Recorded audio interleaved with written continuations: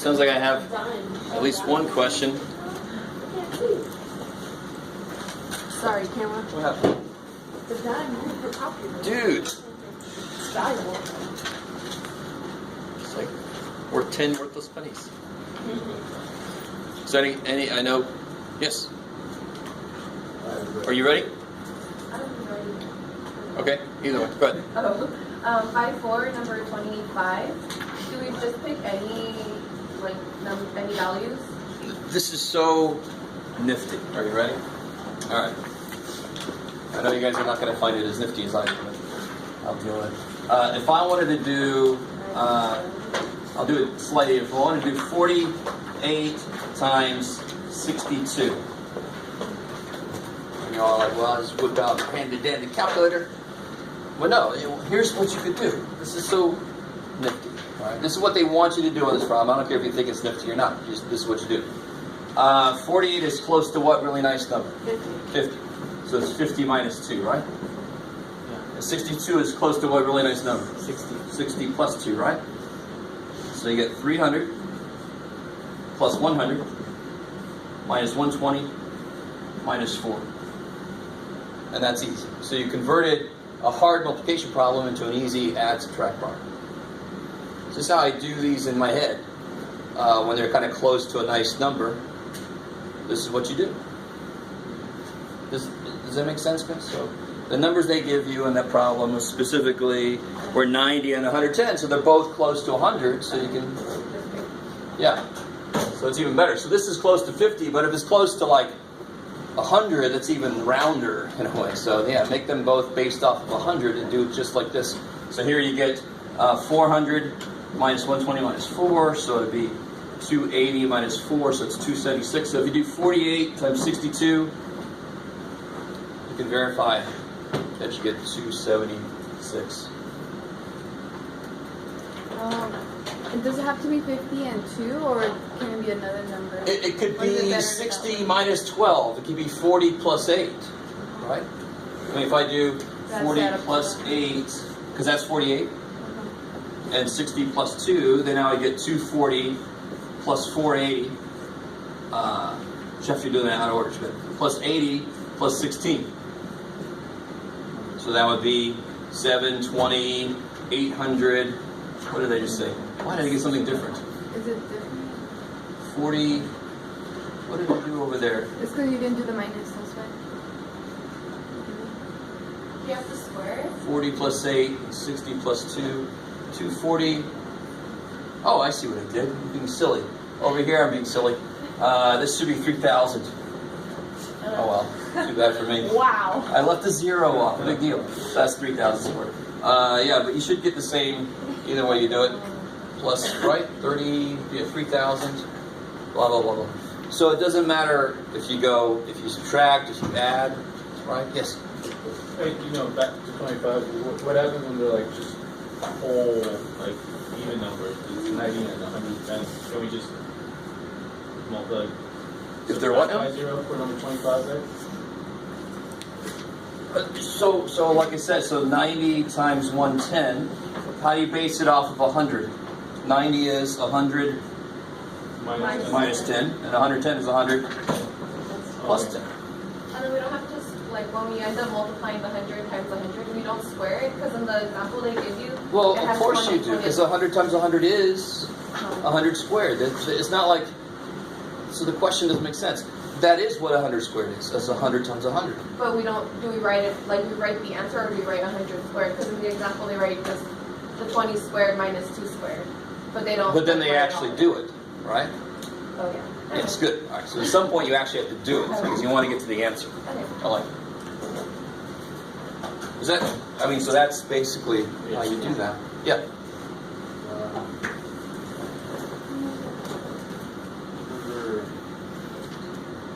Section 5.3, number 88 or 82. And then I have a quick question on 5.4 and 20. All right, let's stick with one thing. So 5.382 we did last time. That was that rectangular garden thing, right? And they give you, I said they tell you the perimeter, they ask you the area. That's how we set it up. I used it. All right, so you can come see me for that. 5.4, which one? About 120. Oh, Is the answer for A the 8 minus B the 8? yes. Because again, the middle terms cancel. That's Right. Sure. So that's what they call a special product. If they're the same exact terms for the plus or minus, the middle terms will cancel because they have opposite signs. I like it. Anything else from homework? All right. So getting back into it, we left off at the end of section 5.5.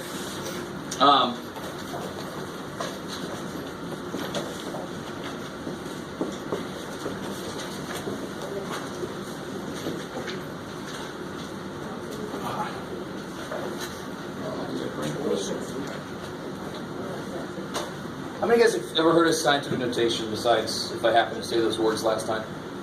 All right. Good. Astronomy, really huge distances, very small, like the width of a human hair, something really tiny. The distance between an electron and an atom and the nucleus is like really freaking small. There would be a lot of zeros. So scientific notation is a way to write a very large number or a very small number quickly, more efficiently. So my examples are not going to be, they're not going to start off as huge or small numbers. I want to start with some small numbers just to make sense of why we do what we do. So for example, 4,000. That would be 4 times what? 100. Just 4 times 1,000, right? Let's start there. 4 times 1,000. That's 4,000, right? Nothing major there. Is that a major thing? No. 4,000 is 4 times 1,000. You're like, ooh, Jeff, good job. And of course, 1,000 is 10 to the what power? How many tens are in here? 1, 2, 3. Now stay with me. Any step I just took not make sense. Is everybody with me so far? I see concerned faces. This should not be a huge deal. I haven't done anything that's amazing up here. 4,000 is 4 times 1,000, and I can write 1,000 as 10 cubed. So what's 4 times 10 cubed? 4,000. That's what it is. But this is what we call scientific notation. It's a number times 10 to some number. So it's like taking, I always call it like the 10 vampire. It sucks all the 10s out of something. It's always done with 10. Yes, it's always based on 10 because their number system is based on 10. Alright, so that doesn't seem amazing, but notice, where's the decimal in this number? Yeah, and so the quick way to get there, I don't have to do this step. I just say how many times I have to move the decimal? 1, 2, 3 to make it a single number. Is that cool? So I got 3 tens in here, because every time I multiply by 10, I would move the decimal over once, right? So I'm kind of like taking those out. This is 4 times 3 tenths. That's what that says. How are we doing so far? So that's why it works, and then that's why the shortcut works. I could just count the number of tens that it would take to get it back to a single digit. Is everybody cool with that? Alright, some of you guys are like, yeah? Is that all it is? That's all it is. So for example, if I said 28, what is that number, by the way? Does anybody know? That's thousands, that's millions, billions, I like it. So it's 28 billion. So how many tens are in it? 8. 3, 6, 9. 9. But if you stop there and say this, you're not right. Because is this a single digit? No. No. 10. And what I mean by that, it's got to be a number between 1 and 9. I want to take all the tens out of it. And 28, doesn't it have a 10 in it? 20, it's got 2 10s. It's got a 10 in there, a factor 10. So I want to move it until it's got right behind a single digit. So 3, 6, 9, 10. 2.8 times 10 to the 10. Because there's 10 tens in it. So the number of times I move the decimal spot corresponds to the number of times it was multiplied by 10, because that's what happens when we multiply by 10. That's all this is based on. So this is not supposed to be something amazing. It's just like, ooh, you wrote the number in a different way. So let that be easy. So what about if it's really small? What's going to be different? So let's start with something nice. Somebody help me out. How do you write that as a fraction? We divide by 4 over 1,000. 4 over 1,000. Tenths, hundredths, thousands. And then what's 1,000? It's 10 to the 3. third power. And I want to make it look like this. I want it always to look like this. So I have to bring those up. And what has to happen if I do that? No, The power should become negative. Exactly. Why? Because where do these 3 tenths want to be? On the bottom. Anytime I move something up from the bottom up or from the up top but down, its exponent has to change sign. Let me stop there for a second. So the fraction's not right? Like, Totally is. you can't leave it that way? Hell no. Oh, okay. Yeah. This is the form of a scientific notation. No, something in scientific notation. So I want to put it like this. So this tells me, I want you to really see, this number was big because I'm multiplying by 3 tenths. Negative powers mean flip. So when I see this number is small because I am dividing by 3 tenths. I know it says times here, but what are these going to do? They're going to go down. So yes.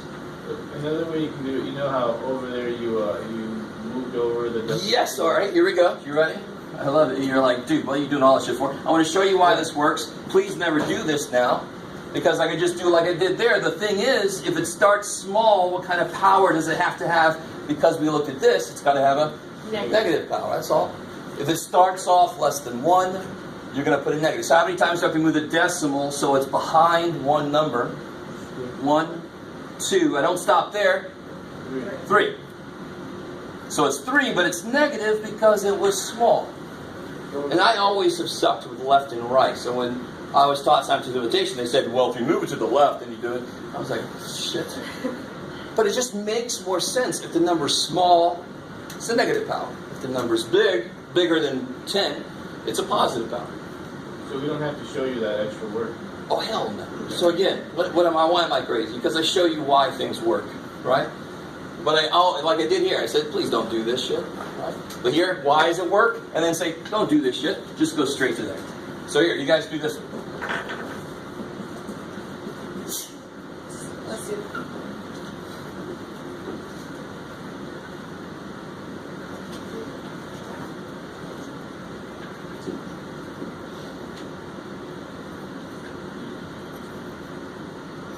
You done?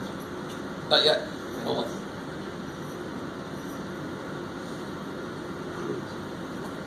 So please do that. Hopefully nobody's trying to write this as a fraction. We don't have to do that anymore. That's why it works. Let's just do straight up the pattern of what we can do. So how many times have you moved the decimal? 6. 2, 3, 4, 5, 6. Good. So it's behind a single digit. That's when you stop. 7.2 times 10 to the Negative 6. -6 because it was small. I like it. Cool. Alright, so that's beautiful. You gotta love that. That's awesome. Compared to some of the stuff we've done, it's yummy. Alright, no problem. So can you go... Oh, was that weird? I don't know. Can you go the other way? So here. Convert these back into a straight up decimal number.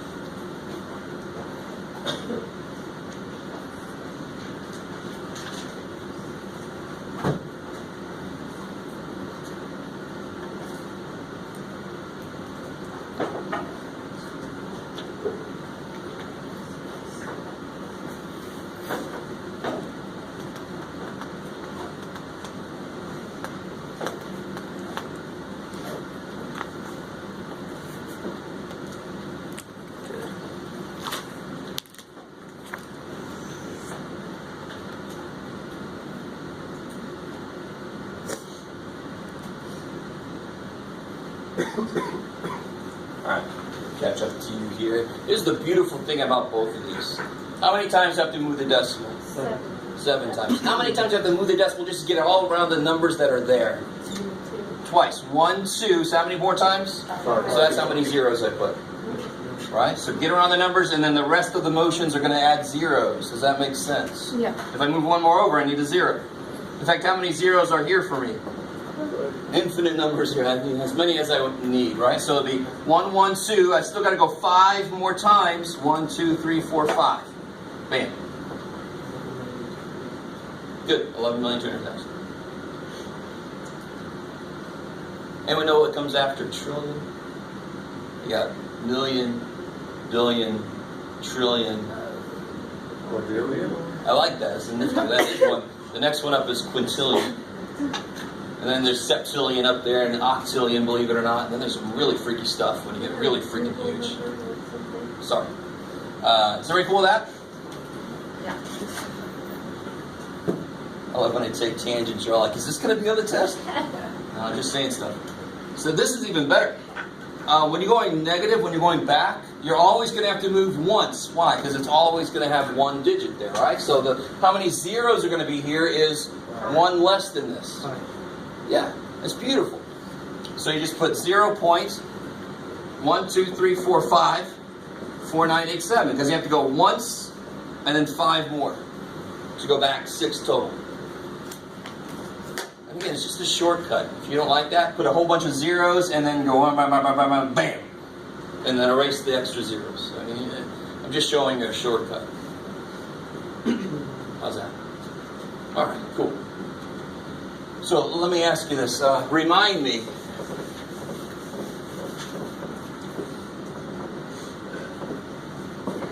Let's see. If I had 4x to the 8th times 2x to the negative 4. I love that you're all like, what the hell? Why? What's it? It actually has a lot to do with what we just did. Do it again. 8x to the 4. Of course, you do 4 times 2 because they're both numbers, and then you collect the x's because they're both x's. Oh. Old news, right? So how does that apply to this?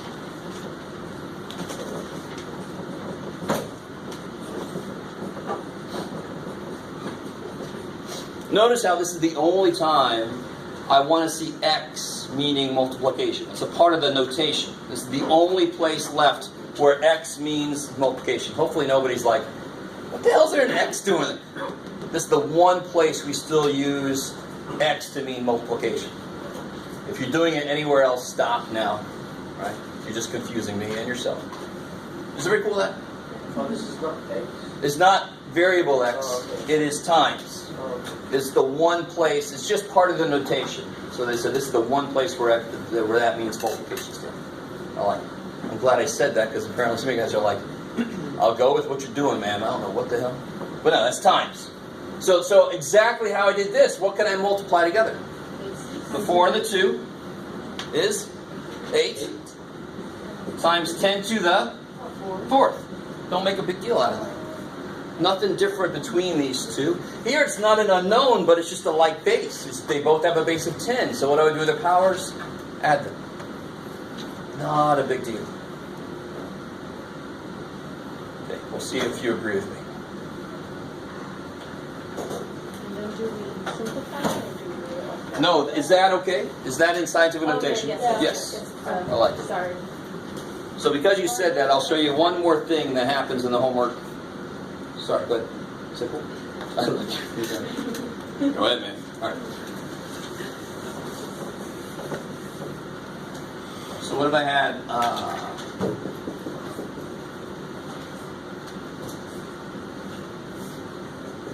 No. Well, let's see. What am I going to do? Oh, sorry.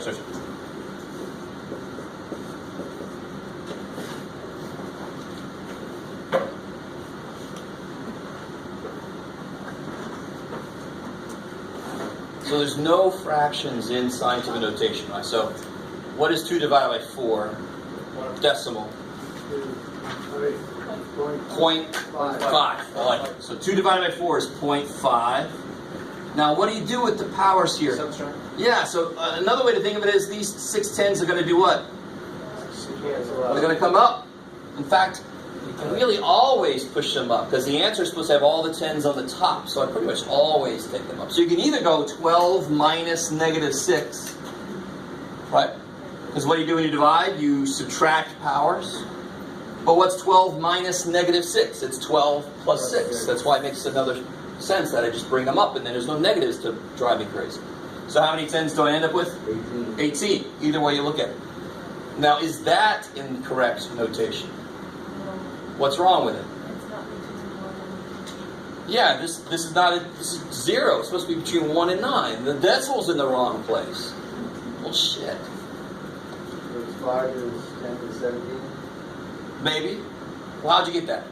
Well, I just moved the decimal point over like we did before. I love it. So 2 ways to do this. The way I do it is exactly the way you just did it. This wants to move it how many times? 18. Which direction? That way. So if I move the decimal 1 time that way, this has to move it how many 4 times? 17. So this becomes 5 times 10 to the 17th. That's one way to do it. This is the less mathematical way. And very often I freak my math teachers out because I like to look at things in a different way than they hear, oh, do you like math? I'm like, I love math, but there's other ways to look at this shit. So that's the less mathematical way. Just think, this guy's got to move 18 steps. If I do 1 step for him, he's only got to do 17 steps. Yay! That's not really truly mathematical. Now, if you want a more, you can sink your teeth into a math way to do this, which I have no problem with, obviously. You can take, so that's done. Another way to do this is, how do you write this in scientific notation? So leave the tens over there. Rewrite this. How many times do you have to move the decimal place? Once. So it'll be 5 times 10 to the negative 1 because this number was small. Right? And then what do you do with the powers? Well, you add them. Negative 1 plus 18? 17. So either way you look at it, it'll come out the same. Either way you like it. I like it. Right? So math is not always the best way to look at everything. That's certainly not true. It is very often, but not always. So I personally do it that way. Just think about some dudes. He's got to go 18. If I pick him up, now he's only got to go 17. Yay. Okay. So that's the last little thing in section 5.5 is scientific notation. And between those two, it's multiplication, right? So 5. Oh, yeah, I mean, this will just be because, it's the same thing. 5 times 10 to the negative 1 plus 18 is 17. You have to get the same answer either way you look at it. Because you just add the powers, right? Yeah. Okay. So, last section in chapter 5.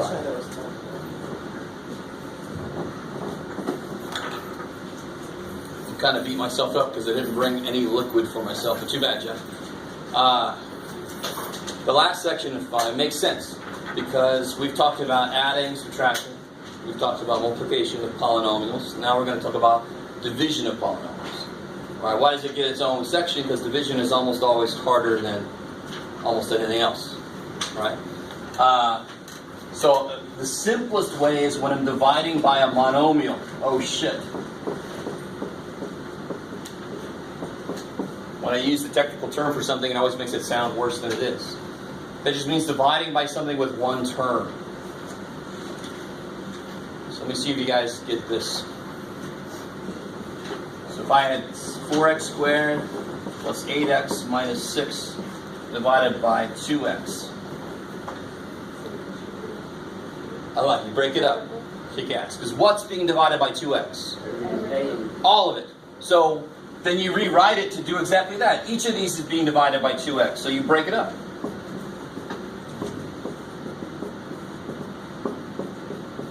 And now each of these is a little simplification problem. You guys see that? So this is nice, right? What happens here? 4 divided by 2 is 2x squared. 2. And then I had 2x's divide 1. I have 1x left. Right. I had 2 and one of them canceled. Plus 4. Because the x is canceled. Minus 3 over. 3 over x. There's no reason the x would suddenly come up. So 6 over 2 is 3, and where's the x? On the bottom. There's no way it can come up. All right, is that decent? You automatically just break it up. If the bottom, if I would have put a +1 here, that wouldn't have worked worth anything. Let me see if you guys understand what I just said. Let me put a little tiny problem. 2x plus 2 over 2. Can you do something with that? Yeah. X over. I'm sorry, go ahead.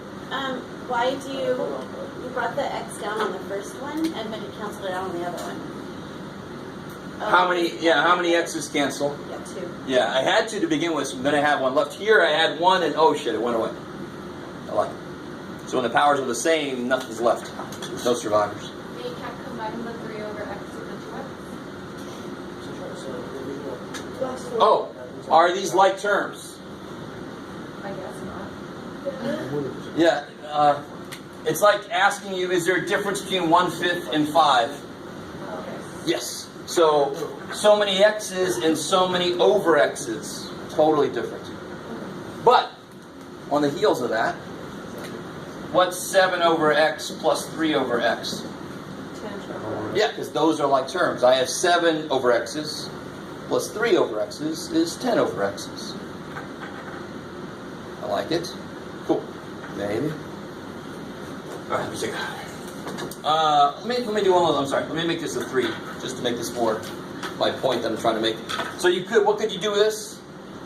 2x over 2 plus 3 over 2. X plus 3 over 2. Done. Now, what if I turn that around? Can I do anything with this?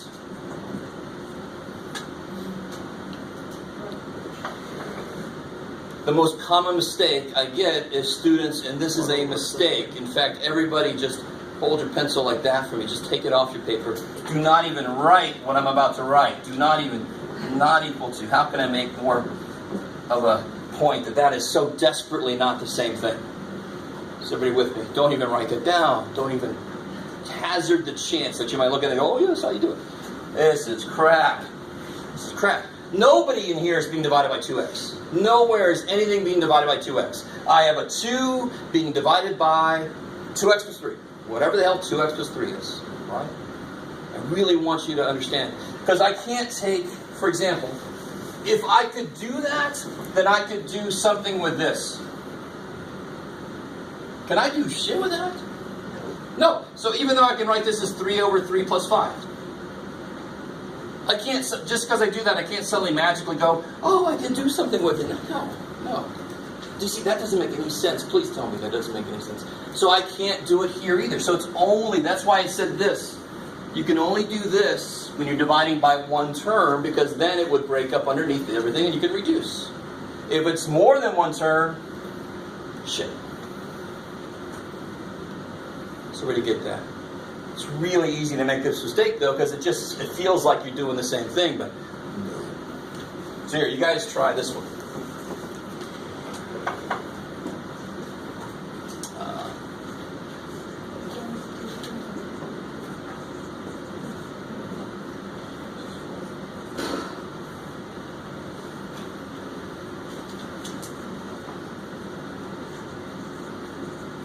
Do this, yeah.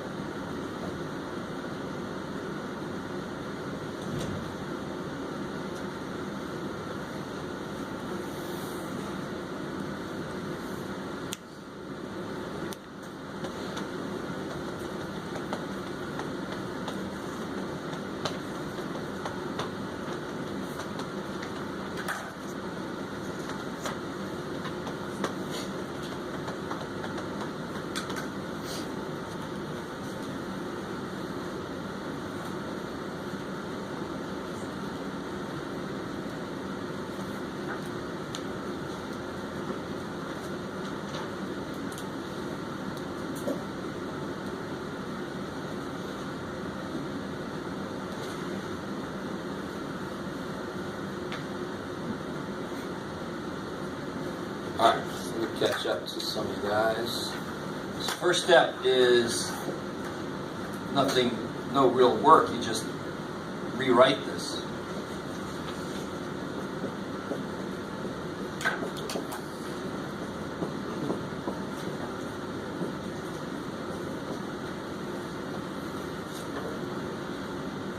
And then you just look at each part as its own problem, right? So if you look at the whole thing, it's like, holy shit, but now each one of these little things should not be a big deal.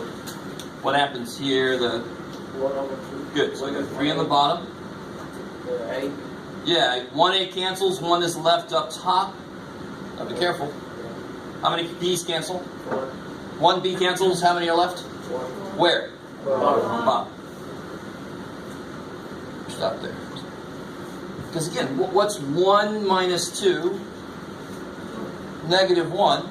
And then I would flip it. So why do all that extra work? Why bring a negative power in? When you just say to yourself, there's 1B left on the bottom. Bam. Done. Maybe. Yes, ma'am. You can't put 1A, or is that A representing? You could put 1, but